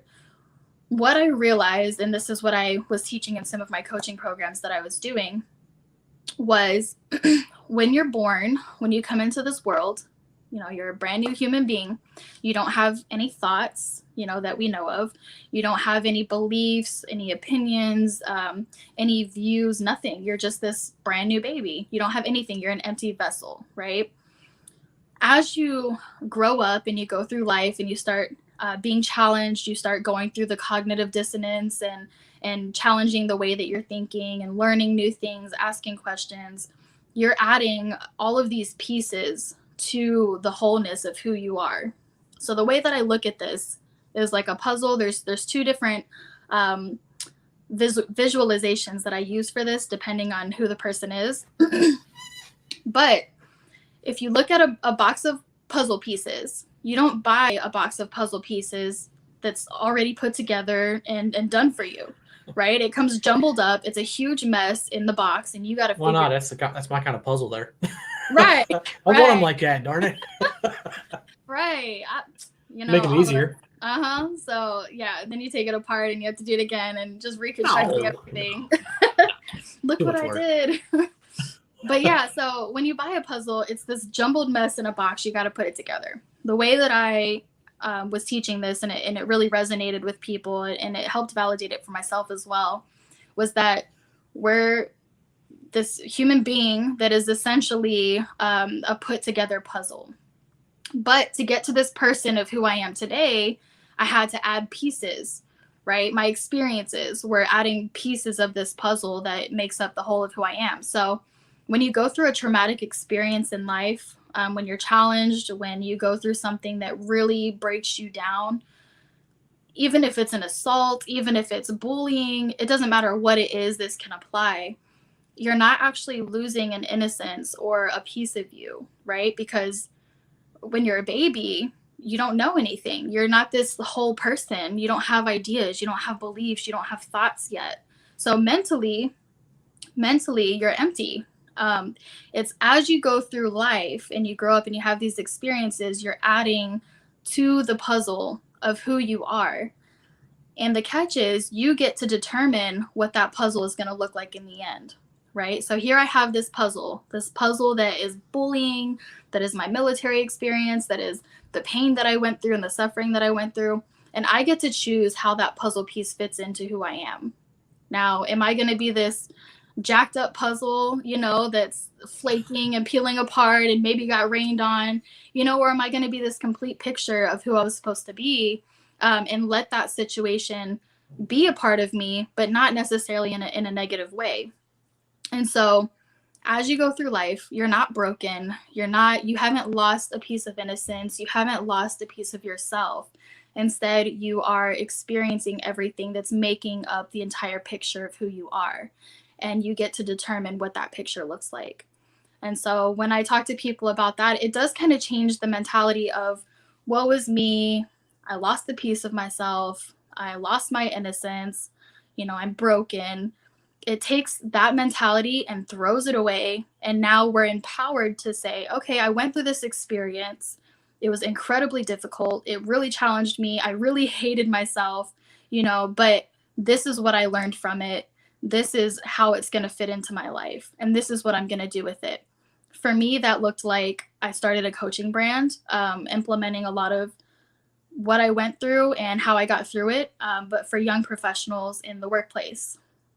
I started a degree in communications because that's what I realized was I became really obsessive almost and passionate about communicating in the workplace, and how there's a lack of that in the military with the structure. Just a little bit. Yeah, just a little bit. I mean, there's communication, but it's good and bad, and we're not talking about the radios. Right, and it's sometimes one-sided. And so that kind of highlighted the workplace for me. So when I got out of the military, I started a degree in communications. Then I discovered workplace psychology, which is industrial organizational psychology. So it's IO psychology. That's where I'm at now. And so I took that experience, and even though it sucked and it's hard for me, and I still deal with some of those feelings every once in a while that just remind me of why I'm doing what I'm doing today, it really led me down this path of choosing what I wanted that situation to do for me in my life. We don't go through experiences just because, right? We're not here just happening and accidentally living. We go through experiences, and we get to use every experience, whether it's good or bad, to determine what our picture is going to look like. And so that's what I started doing, and that's what I did through my coaching. And that was just one example of how we can start changing our mindset to go from a victim mentality that you're not broken, you haven't lost your innocence, but you have extra puzzle pieces that you get to put into your picture. And what is that going to look like for you? Yeah. Well, you don't throw the puzzle pieces away. Right. You put them together. Right. Whether you start in the middle or you do the framework first, don't matter. Mm-hmm. That's like, which way do you eat your pie, or what came first, chicken or the egg? But, right. You put them together, and at the end, what have you gained? You've gained a picture. Exactly. You've gained the whole view of everything. So that's who you are. You got to continue gaining. And that's a great way of looking at things. Those experiences, while they may be rough, they may stick with you for the rest of your life. They may cause you some issues every now and then. They are part of the puzzle. And it definitely makes you a stronger person, a more resilient person. And that helps. Absolutely. It helps keep you from being a victim, maybe keep you from being a victim in the future. So definitely. But, and now look, I get to share with other people how to protect themselves and how to not become a victim. And if they do become a victim, how they can get out of it. And so there's so much good that comes out of it. And I think this resonates with a lot of people, not just the military and veteran community, which, it's everybody. Mm-hmm. I think every human being walking this earth at some point in time is going to be a victim of something. Right. And so absolutely. It's relatable in some way, shape, or form to everybody. But after all of this, you went on career. Now you have 2 children now, and you recently started another business, which I wanted to ask you about. So I wasn't going to drop the name, but it starts with an F and ends in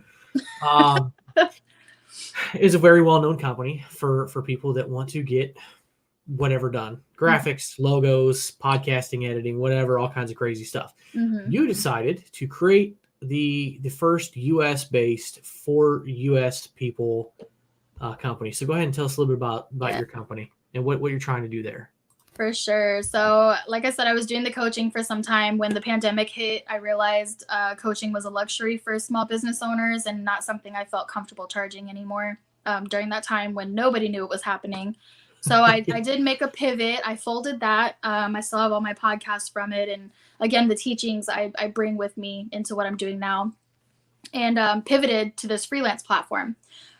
So I did freelance work before the military. I've done some freelance work after. When I had my coaching business, I used these international platforms to help me do logo design, to do things for my business so that I didn't have to do them. And it was very affordable. What I realized when I was using those platforms was there were 3 issues that I ran into that just were not convenient for a business owner, especially small business owner, where every penny matters where we put it. And one was the huge time zone gap. There are some US expats that, there will be time zone gaps if they use the platform and they're traveling, that's fine. But dominantly, an overwhelming amount of the freelance professionals that I used from the international platforms were from other countries, mostly India. And what happened was I would be asleep while they're working on my project and vice versa. So they're asleep while I'm awake trying to get work done for my project. And it just was this huge misstep where you're just missing a lot of communication. The projects are taking a lot longer than they need to. And that was problem number 1. Problem number 2 was the communication issue. Again, now you all know that I'm really big on communication. So that was a huge uncomfortable situation for me to be dealing with somebody in regards to my business that didn't really understand what I needed done. They didn't understand the English language very well. It wasn't their first language, which is totally fine. My husband, his first language is Spanish, so I'm not biased against that. But in a business setting, when I need my content and my writing to maintain the integrity of how I speak and what I'm trying to portray, it's not very good to have somebody like me that speaks fluent English and has a good understanding of the English language to then push out content that is not very good English. So that was another problem that I had. And the third problem that I had was a difference in business culture. So when you're working with different countries, everybody in these countries have different perceptions on the structure of business, how business operates. In America, we're very corporate style. And I think in most of the Western modern world, we are very corporate styled. But in some countries, it's not like that. There's no real understanding of the business culture, who we're targeting, how we're targeting them, etc. It just can create a lot of inconsistencies for business owners, small business owners. So I looked around. I said, how can I find people that are US only? How can I support our economy? Again, remember, this is coming out of the pandemic now, or still kind of going through it, but on the back end of it. And now I'm in this mission mode where I'm like, we need to pour into our economy. We're struggling right now as a nation, pumping out trillions, in stimulus checks and relief packages and things of that nature that are supposed to help people. How can we get it back into our economy? My, I guess, what's the word I'm looking for? Here I go. My result. I can't read mine. Sorry, Ashley. Oh my gosh, I can't think of the word. I'll try and help you the best I can, but I don't know where to go. I don't know where to start. Goodness gracious, my solution. There we go. My solution to that was to create a platform, a freelance platform. Everybody's using these international platforms because they're some of the only ones that exist, and make it US exclusive. Nothing wrong with that. I'm not against the international platforms. I think it's great what they're doing, but I want to focus on the US. Not only that, I want to focus on the military community because we have military spouses that are severely underemployed. We have veterans that are underemployed. We have veteran-owned businesses and military spouse-owned businesses that face a lot of the same issues I faced when I used the international platforms. So now how can I create this solution to fix all of that? And that was this freelance platform. So I launched this platform. It's US exclusive. Of course, you can travel and use it as long as you're eligible to work in the US and you own a business in the US or a nonprofit, you can use the platform. And the idea behind that was several things. It's going to create job opportunities for military spouses, people that want to work remote. So just US citizens in general that want to work remote. It's really great for college students that need part-time positions or need gig work. It's really great for individuals that are not 18 years old yet. You do not have to be 18 years old to do gig work, which is great. I believe one of the international platforms lets individuals as young as 13 do gig work. So that's great there. It's not a full-time employee. So that's how you get around some of those age laws. It's a contract worker. And so Don't tell my kids that. They'll be all over it. Hey, they'll make their own money. They make their own movie theater money, and you don't have to give allowances anymore, and you can monitor. I don't do allowances in the first place. They don't do a good enough job for that. Yeah, I guess that's a little outdated. I didn't get allowances either, so I don't know. Hey, if they earned it, I'd give it to them. Take out the trash and. But yeah, so I created this platform to give up job opportunities to people that want to work remote or are underemployed, and also to give the support to our nation's small businesses. And by pairing those two together, now we're feeding our US economy. We're putting money into our friends, into our neighbors, into our US nation by hiring US only. And it's very similar to the concept of taking manufacturing out of China and bringing it back home. That's what I did with the freelance industry, which is growing so fast. And that's why I created this platform. So yeah, the first time we talked about this and I went and looked at it and I was like, wow, that's really cool because I've used some of those, as you put it, international platforms. Mm-hmm.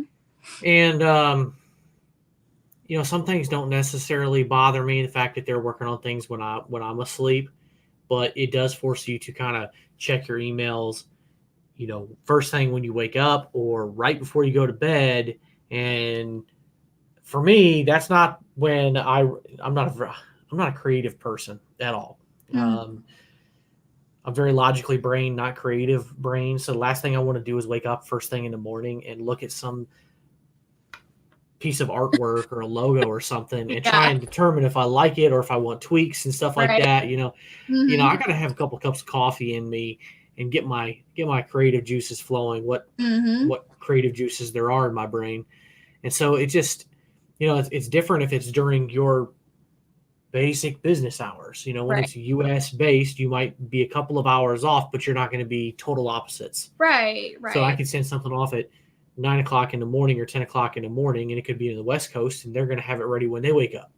Right. And so there's a lot of benefit to that. And there's certain things that I have refrained from having somebody do because of the language barriers. When you're talking about translating, I've thought about it for the podcast here, having somebody translate the audio into a transcript. Well, if it's not your first language, then I'm going to feel like I'm going to have to go back and read through the whole text and tweak some things here and there just to make it flow, because it's our native language. So there's a lot of benefits to it. Mm-hmm. And I know I've seen some things on there. You got a lot of variety of different things. People offering all kinds of different things. So if somebody's, listening or watching and they have some special skills of some sort, graphic design, audio, video, whatever you can imagine, gig work that you want to make a couple extra bucks on, I highly encourage you to go check it out. Especially, like you said, the military spouses or even military members, who has a special skill they've developed and they want to make, if they want to make their beer money for this week. I don't know. Whatever that looks like, Yeah. We have somebody on there now that her name is Michaela. She's really great. She freelances with writing and stuff, and she's on there as well. And she actually was deployed. I had a meeting with her, and she was deployed in, I believe it was Iraq at the time that I talked to her. So, and she's normally National Guard, but was active duty on a deployment. So anybody can do it. I mean, it's extra income. That's another thing. When I was active duty, we had soldiers that had additional jobs outside of that when we were home. When they got special approval, they would bartend at night or they would do security. A lot of them did security for the bars, the local college bars, because they're all beefed up anyways from working out so much. So it just worked out in their favor. And so this is a great way to bring in extra income, but also provide support to our small businesses, our nonprofits, and also feed our nation money and just keep that really at home where it needs to be right now so that we can grow and go through this. And the great thing about the platform too is you can search on there and find people that are in your what you need for your business, find people that offer that. If there isn't somebody on there, because we're community building, we have a huge network, just shoot me an email. I have it on the platform, and I could pair you with somebody or people in general, a team of people that you can kind of dig through and get what you need done. But more specifically, what we really need, and this has been the challenging part of building the marketplace, is getting small businesses and convincing them to hire through the platform. We have about 70 people. Last time I checked, 70 users signed up on the platform. Our goal is 1,000 by this time next year. So we're really starting to pick up the momentum there. But what we really need is our business owners and our nonprofits to use this platform to hire our US-based freelancers, because the freelancers, they're ready and willing and they're able to work. They're on there. We just need our businesses to seek them out and hire them and start feeding our economy. Absolutely. And for all those reasons that you mentioned, Mm-hmm. time frames, communication, all those things, there's plenty of reasons to do it. Right. And, I think what's really good is military spouses. I both already mentioned that, but I know when I was in, at least the last couple of years that I was in when I was married, and you and your husband probably noticed this too with other people in your units that were married and their Mm-hmm. spouse was a civilian. Mm-hmm. A lot of them, I don't know why, but a lot of them seem to get into multi-level marketing as a Yes. job. All kinds of companies like that. I don't know why. I don't think it's changed much. No. But this is an opportunity to make some actual money without throwing a whole lot of money Yep. into whatever project it is. And I'm not trying to badmouth those companies, because a lot of those companies have good products, but it's a dog-eat-dog world. It is. To kind of do that. And this is an opportunity where your stuff is on a platform and your work will speak for itself. Absolutely. Do some good work, put it out there. It's your portfolio. Go get it. Exactly. And we also provide the support, with how to get started, things like that. I have, like I said, connections. I am good online friends now with a woman that has made $1 million on one of those international platforms. She's been very transparent. She's very well known. So I'm connected with her. She has a great community of like 10,000 people on Facebook. There's a lot of people that we have now. Again, she also has a lot of international following because of these platforms. So I do have to be careful about how I market it. I can't just go out there and market it to everybody, because I really want to maintain that integrity of a US only platform.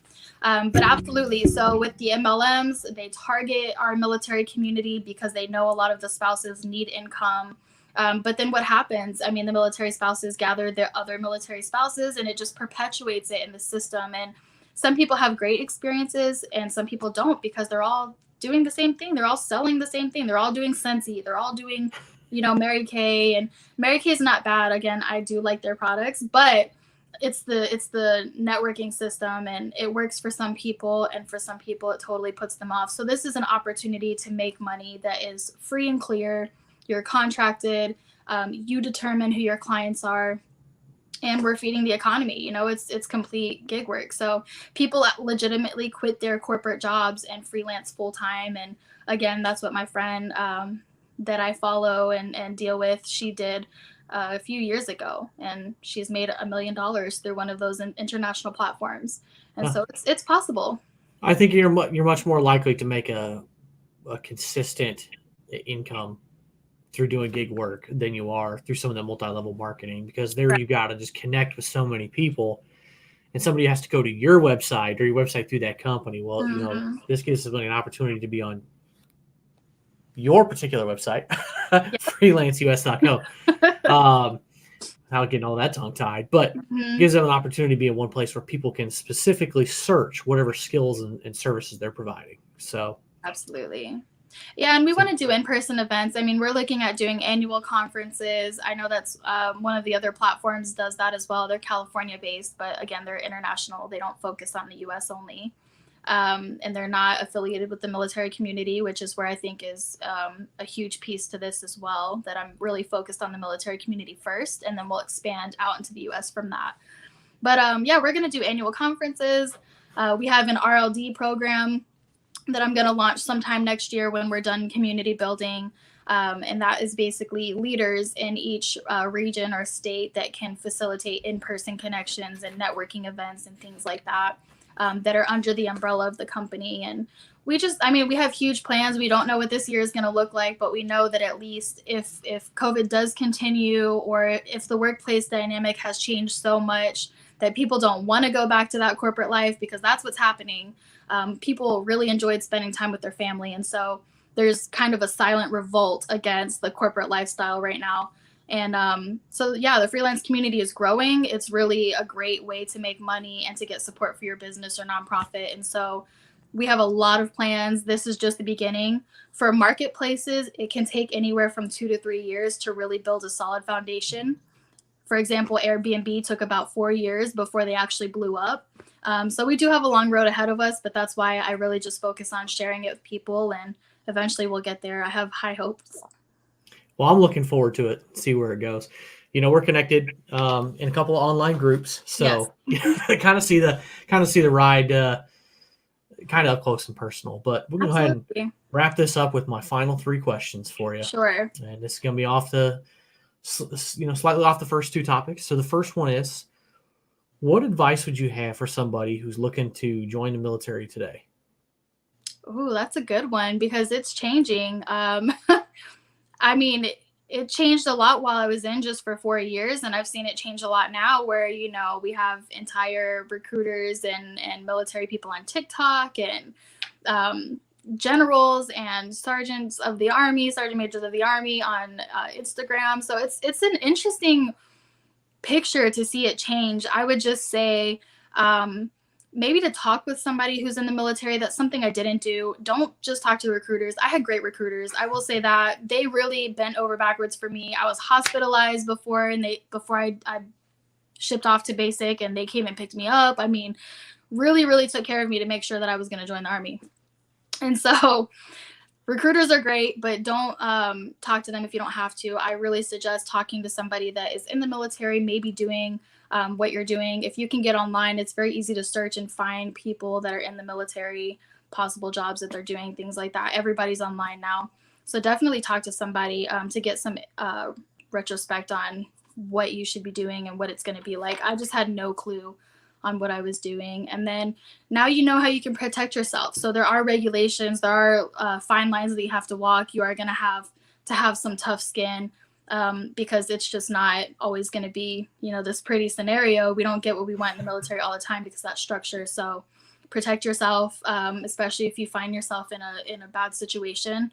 If you are having thoughts that, maybe you're being pinpointed or abused or something's going on, just start documenting everything so that if something does come to light, you have everything documented. And that's just really my biggest thing. Number 3 for that, just enjoy it, enjoy experience. If I didn't have my kids, I would probably still be active duty. So I really did have a good experience despite what I went through. I enjoyed what I learned and what it did for me. Yeah, but life takes different turns, and kids are worth it. Right. Right. So, I will kind of flip the script a little bit, and for those that are in now and looking to get out of the military, whether it's retirement or just the end of their contract, what advice would you have for them? Don't be scared. This was the biggest thing. So fortunately for me, I joined a little bit late, not too late. There's some people that joined right at the cutoff there, but I was 20. I turned 21 in basic training. So I had been working already since 15 years old in the restaurant industry. And then I had a more corporate job before I actually joined the military. So I knew that it's not hard to make money outside of the military. It's not hard to get a job. I was young with hardly any experience, and I never had to worry about money. I had 2 jobs at one point just because I guess I was doing nothing better but working.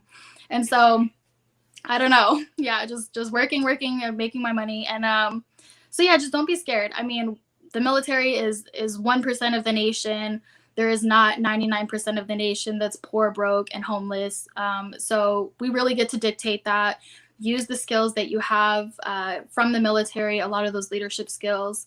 Learn communication skills. That's a big one, because it is an art. But just don't be scared. There is plenty of money out there. You just have to find it and follow your dreams and make it happen. And if it doesn't work, then we've had a lot of resiliency training in the military. So implement that, and it's really not that scary. So just follow your passions, follow your dreams, and make it happen. Don't be scared. Right. Don't be scared. It's not that bad. Scared. The grass isn't always greener on the other side, but sometimes it is. Right. So, final question before we wrap up. It's more allow kind of you to have a statement. Any veteran organizations that you'd like to give a shout out to that you think are doing some good things nationally, locally, whatever the case may be? Yeah, that's awesome. So veterans specifically, obviously I found you through the Vetpreneur Tribe, which is awesome, and through Warrior Council. So I'm definitely going to be getting into that a little bit more, following that a little bit more. We've missed you, having the baby and everything, I know, and I actually had to unsubscribe for a second so that I could focus on this and everything going on. But I am going to be coming back full force and just kind of regrouping. So definitely Vetpreneur Tribe. I was really shocked about that. There's a lot of connections out there. Bunker Labs. Oh my goodness. I'm actually surprised by Bunker Labs because I thought they were like a really small organization that wasn't doing too much, just like a thing that helped veterans start their businesses. But what I'm realizing is that it's a really strongly connected and intimate community of veterans and veteran entrepreneurs specifically. So I just got accepted into the 2021 cohort that they're having. It's a 6-month program. There's about 10 of us out of hundreds, probably thousands that applied all over the nation. There's a couple of local cohorts that are going on in person. I'm part of the virtual one. So that's where it's a little bit different. Yeah, thank you. So that's where we're going to be bringing the freelance platform through. Bunker Labs is amazing, and they're partnered with WeWork. So if you're a veteran and you want your own business or you just want some help with it, you have an idea, Bunker Labs is awesome. Vetpreneur Tribe, a lot of good information on Facebook and, with Steven and Lane. And that's probably like my 2 biggest resources that I go to right now. Those are some good ones. And actually, Warrior Council, Vetpreneur Tribe, and Bunker Labs, all 3 on the Battle Buddy podcast website under business resources. Because I wholeheartedly agree. So yeah, great stuff. That's some good resources there. So, with that, we'll go ahead and wrap up. Once again, Ashley, I appreciate you sharing your story. I think that was really powerful. And I really think a lot of people are going to really connect that to their own personal lives in one way or another. And it'll be helpful. And once again, write that darn book. I know. And, I hope it is. It's really hard to smush 3 years and make it make sense, in a 2-hour conversation. So, feel free if anybody wants to reach out to me. You guys know where to find me. I'm an open book. I'm an open book. You got another website. I'll play that at the bottom. Yeah. AshleyRodriquez.com. And I was just going to say, get a microphone and read. Read your story, say it out loud, get yourself a ghostwriter, no matter however you want to do it. Yeah, that's what I'm looking at, actually. There's a script I was looking at. I started writing it. I had some issues with, I want to tell it perfectly, but I think I'm going to let go of the control there and just share my story and let somebody write it with me. That's kind of what I'm leaning towards. Because I think you get more emotions out if you've got the microphone. That's what I'm planning on doing. Yes. I'm looking at writing a couple of books. And that's one thing I want to do is just kind of share my story, just kind of organize the chapters and just talk through things and let them kind of start writing something, because I'm not the best writer in the world. That's why I started a podcast, not a blog. Right. Right. And I love writing, but it's something about sharing your story and trying to remember and go back and put yourself there so that it makes sense, because, I'm coming from a place now where I've mostly healed from it and I have a different mindset. So it's hard to put myself back there. So I'm really looking forward to working with somebody, and it's nearing the completion of a draft, at least like a portion of it, a manuscript portion that I can send off to publishers. But it's called Down to the Core, and I have it on my social media and stuff because it's in the works for sure. It's just I've had a lot of pauses trying to work through how I wanted to tell the story. As long as you make a little progress here and there. So right. Look forward to it. Once you get it done, I want to read it. Thank and I'll you. put it on my book list. Another page on my website. So, all right, I'm going to drop you back in. We're going to play here the little outro. Once again, you can catch Ashley, AshleyMRodriguez.com to connect with her. She's all over social media too. I think we follow each other on 5 different places. Yeah, so. everywhere. Everywhere. Once again, thanks, Ashley. I'll catch up with you here in a minute.